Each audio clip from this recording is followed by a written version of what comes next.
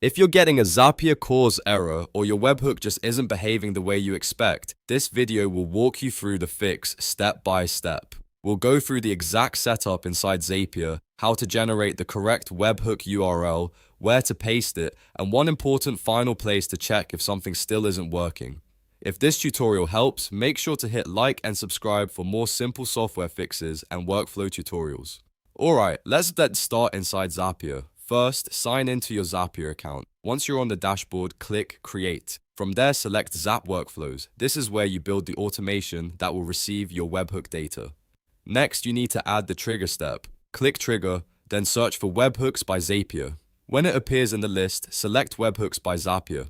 This is the part that lets Zapier listen for incoming data from your website, app, form, or other service. Now, choose a webhook event. Click Trigger Event and then select Catch Hook. This tells Zapier to wait for data that gets sent to a specific webhook URL. After that, click Continue. On the next screen, you'll configure the webhook. If your setup requires a child key, enter it here. If you want Zapier to receive the entire payload exactly as it comes in, leave it blank. That gives you the full data instead of a filtered version. Once you've made that choice, click Continue.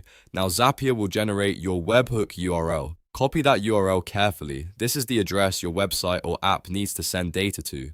After copying it, paste the URL into your website, app, form, or any other service you're connecting to Zapier. This is where a lot of CORS-related issues can happen, so make sure the service sending the request is configured correctly. If your browser or front end is blocking the request, the issue is often not Zapier itself, but how the request is being sent from the source. If you're still having trouble, there's one more place you should check.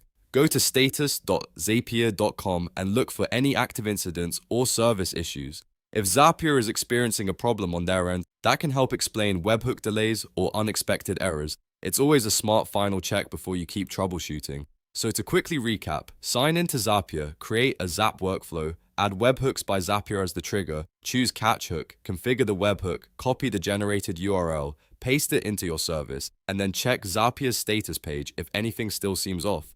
If this video helped you fix the Zapier CORS error, please hit the like button, subscribe for more step-by-step tutorials, and I'll see you in the next one.